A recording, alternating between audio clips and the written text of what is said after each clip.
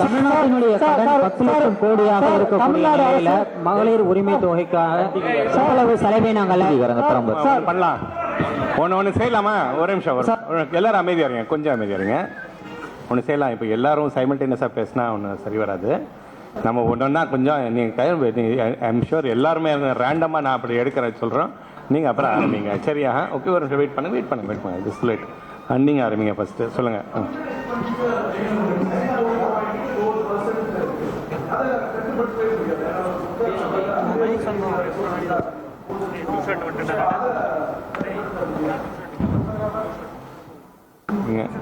நீங்க சொல்றீங்களா? சொல்லுங்க.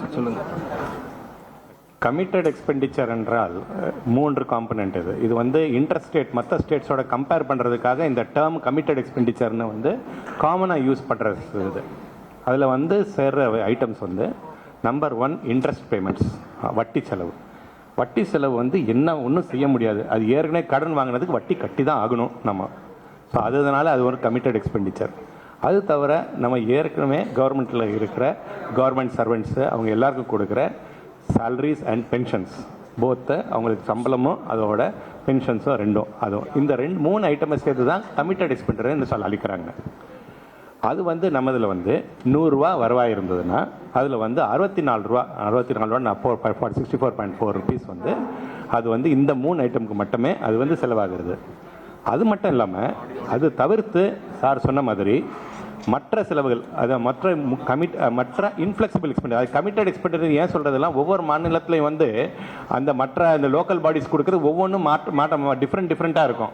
நம்ம மாநிலத்தில் ஒரு பர்சன்டேஜ் கொடுக்குறோம், இன்னொரு மாநிலத்தில் வேறு மாதிரி. அது கம்பேர் பண்ணுறதுக்கு அது காமன் வேர்ட்ஸ் யூஸ் பண்ணாதனால அதுவும் கமிட்டட் எக்ஸ்பெண்டிச்சர் தான் இனவே இன்ஃப்ளெக்சிபிள். இப்போ நம்ம வந்து லோக்கல் பாடிஸ், அதாவது முனிசிபாலிட்டிஸுக்கு, ஊராட்சி ஒன்றியங்களுக்கு, ஊராட்சிகளுக்கு அதுக்கு நிதி பகிர்வு செய்வது வந்து நம்ம சட்டப்படி நம்ம பகிர்வு செய்கிறோம்.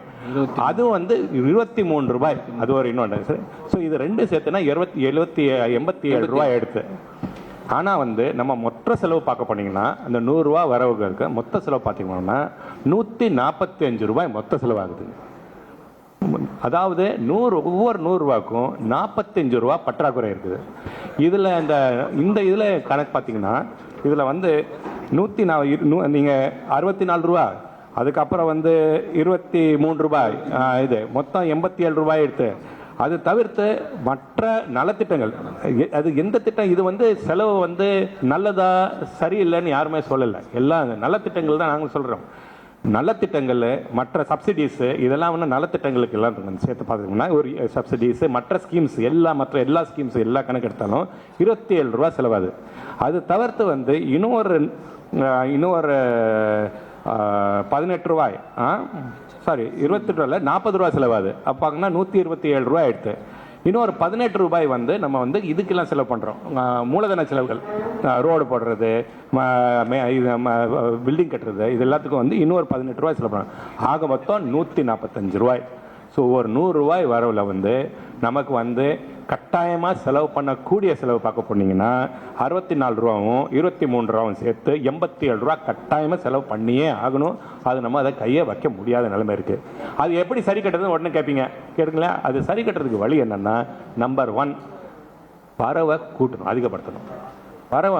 வரி நம்ம டிபார்ட்மெண்ட் இது பார்க்க போனால் நமக்கு வரதெல்லாம் வந்து கமர்ஷியல் டாக்ஸஸ், அதாவது வரி வருவாய், நம்ம வரி டிபார்ட்மெண்ட்டு, ஜிஎஸ்டி, அதுக்கப்புறம் வந்து மற்ற பெட்ரோல் டீசல்லேருந்து வர டேக்ஸ், வேட்டு, அப்புறம் ஸ்டாம்ப்ஸ் ரெஜிஸ்ட்ரேஷனு, அதுக்கப்புறம் வந்து மோட்டார் வெஹிக்கிள் டேக்ஸு, இது எல்லாம் டேக்ஸஸில் வந்து நமக்கு வரி வருவாய் வருது. அதில் வந்து அந்த வரி வருவாயை வந்து நம்ம அதிகப்படுத்துறது முக்கியம். அது வந்து அதில் தான் இப்போ நாங்கள் கம்ப்ளீட்டாக ஃபோக்கஸ் பண்ணுறதே வந்து அதில் வந்துற எஃபிஷியன்சி, கலெக்ஷன் எஃபிஷியன்சியை நாங்கள் வந்து அது இன்க்ரீஸ் பண்ணுறத நடவடிக்கை எடுத்துட்டு வருகிறோம். சார், இந்த கடன் அடுத்தது வரோம், உங்களுக்கு அடுத்தது வரோம். ஃபர்ஸ்ட் இந்த சைடு, அப்புறம் அடுத்தது. ரைட்டா? இந்த அரசு வருவாயை பெருக்கிறதுக்கு என்ன பண்ண போகுது சார்? நீங்க சொல்லுங்க. அவர் பேசிட்டோம். இதே மாதிரி பிடிஆர் வந்து ஒரு ஒயிட் பேப்பர் வெளியிட்டாரு. 2001 வந்து அப்போதைய ஒரு ஒயிட் பேப்பர் வெளியிட்டாரு. அப்படியே பார்த்தா வந்து முந்தைய அரசாங்கம் கடன் வச்சு அப்படின்னு சொல்லி ஒரு குற்றச்சாட்டு இருக்காங்க. அதே கொண்டு அதிகாரமான கடன் சொல்றாங்க. இப்போ 5 ஆண்டு முடிஞ்ச பிறகு உங்களுடைய எதிர்ப்பு இதே மாதிரி ஒரு ஒயிட் பேப்பர் வெளியிட்டு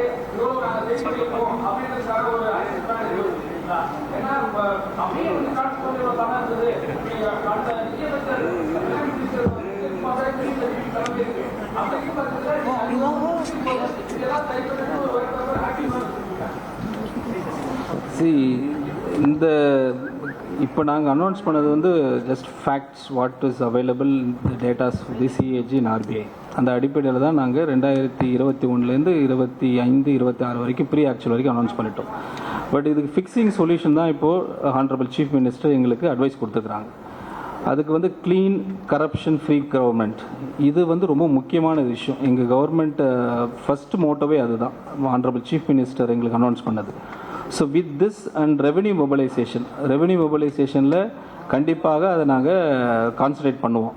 and corruption free expenditure efficiency, அது வந்து நாங்கள் கான்சன்ட்ரேட் பண்ணுறதுனால கண்டிப்பாக பிஎஸ்யூ ரிஃபார்ம்ஸ் பண்ண போகிறோம். எங்களுக்கு கான்ஃபிடண்ட்டாக இருக்குது because the chief minister always says be confident சொல்லுவாங்க. அதனால் we are very confident this is going to change.